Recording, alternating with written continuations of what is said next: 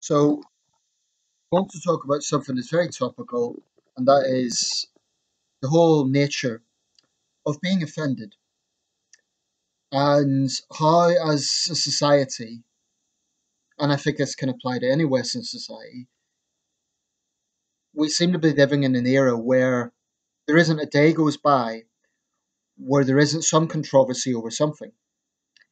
More often than not, it's impacting either a big company or a public figure, one of those two. Um, and even private individuals sometimes find themselves in hot water and they find their name torn through the media because of something they've said or done. So I thought a good pitch with this because I have raised the subject before, so I want to take a slightly different angle. And that is the question, is offence subjective? Now, the answer obviously is yes, but I just want to put it out there as something to think about. Is offence subjective? Because I think we all know that what is offensive to one person, another person will say you're overreacting. So you can have a situation. Person A complains about company B. Person C says you're overreacting. Excuse me. I'm not going to restart this video. Just had to deactivate that alarm.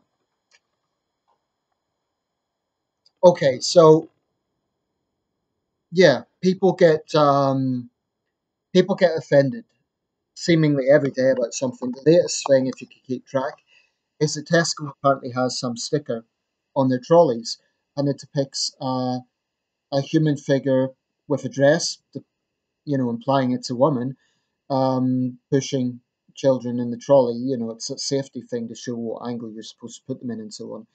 Well, it turns out this has succeeded in uniting two unlikely camps who are both offended.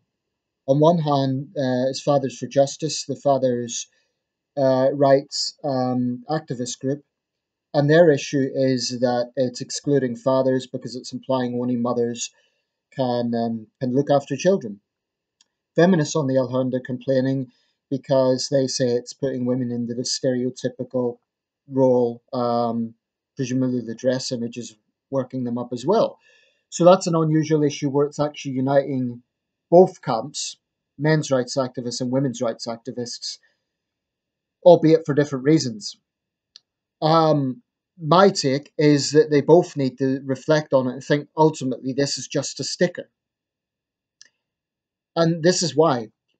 There are real issues impacting women out there, and Fathers for Justice has some very legitimate concerns about the psychological abuse of fathers by selfish mothers and the unfairness of the situation with custody rights and so on. I think they have a lot of legitimate concerns.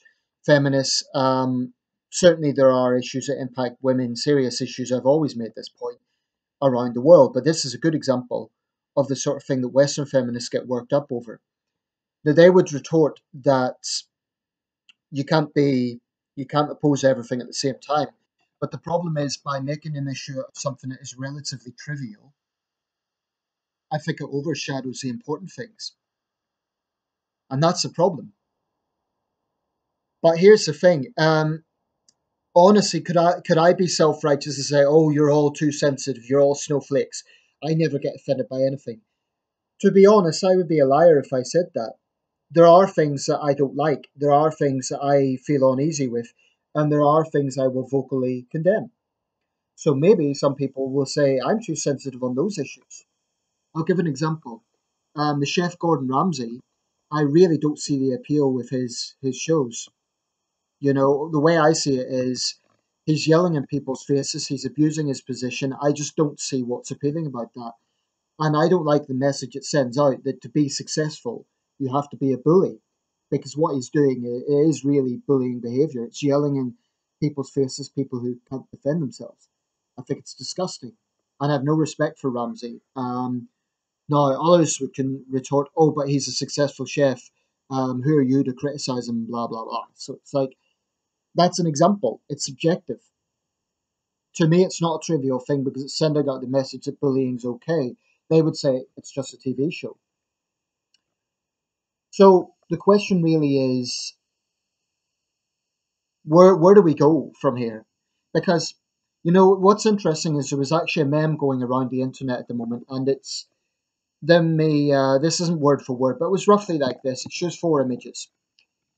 On the top it says 1300s, the Black Plague, 1800s, 16-hour work shifts, 1900s, off to war, and it shows the soldiers at D-Day. 2000s, being offended, and it shows all these, archetypal millennials crying their eyes out.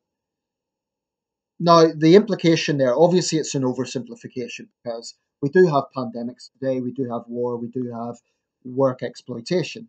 But the point is, in the Western world, compared to our ancestors, the things that people make issues out of do seem relatively trivial. That's obviously the message it's sending out. And there is certainly truth in that. I don't think it's just young people either. I think it's society in general. Quite often, the snowflake thing is attached only to young people. I think it's a little unfair because you get older people who are also seemingly go out of the way to be offended by things. Mm, It really is a matter of personal opinion. I think that we have to get strike balance. It's like so much in life. I think we all have to sort of look at ourselves and think, well, if I'm criticizing others for being too sensitive, how about myself? Am I actually being oversensitive about certain things? Am I overthinking certain things? And there's an interesting aspect to that. People change. People do change their outlook on things. I came across two interesting videos. And the point I'm making by talking about this is not to say that people should agree with what the people are saying.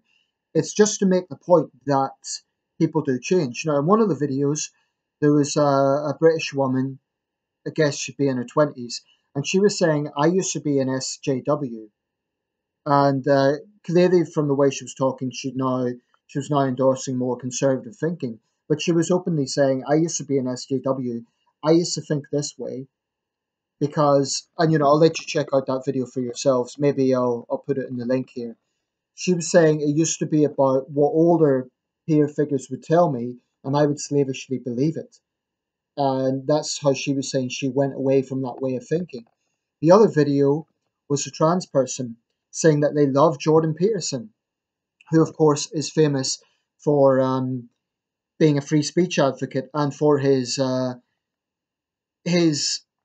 position on trans issues that people have accused him of being transphobic, which is not entirely accurate. Some of the main support he gets is from trans people. But what this person was saying is that they resented the fact that trans activists who have been verbally harassing Jordan Peterson think that they represent everyone.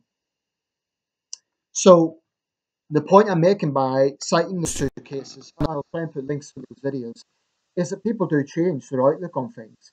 So what might offend you in 2018, in 2028 you might look back and think, why did I get so worked up over that? Of course, it could go the other way. People could gradually get more sensitive, maybe because of some experience in their life that really resonates with them. I mean, if you've had a really traumatic experience and you see people making light of it, you'd be forgiven for, not seeing the funny side. But then again, there is a utilitarian question, and that is, should companies and public figures always have to self censor and walk on eggshells because a minority of people might be offended by it? Now, I do think that big companies have a responsibility to be assertive when they're marketing, and isn't really an excuse for being lazy in some things that are, where they really should know better. But I do think that where these things happen, i.e., with the sticker situation, far more often it's just bad marketing as opposed to willful racism or sexism. And I do feel frankly angry that we live in a society now. Sorry, I'm just trying to get this straight. Holding it for 10 minutes isn't that easy. Yeah, I feel concerned that we have a situation now where the idea of being offensive in some way or another, i.e., if someone's accused of racism, That's a bigger taboo than sometimes the violent response to it. Take, for example, the H&M controversy. The initial controversy is still a bigger deal than the fact that you had people trashing a store, just wanting criminality. And what angers me is the media panders to it. They say H&M controversy causes rioters to do this. They word it in that sort of way. As far as I'm concerned, anyone who vandalizes something is 100% to blame themselves. And it's almost like we are now putting offence as a bigger issue than mob behaviour. That to me is utterly insane. When clearly the latter is the more serious issue. So those are just a few things for people to think about. I really do think that the subjective nature of this really comes into it. But I just want to put it out there. Let me know how you think about this. Thanks for watching.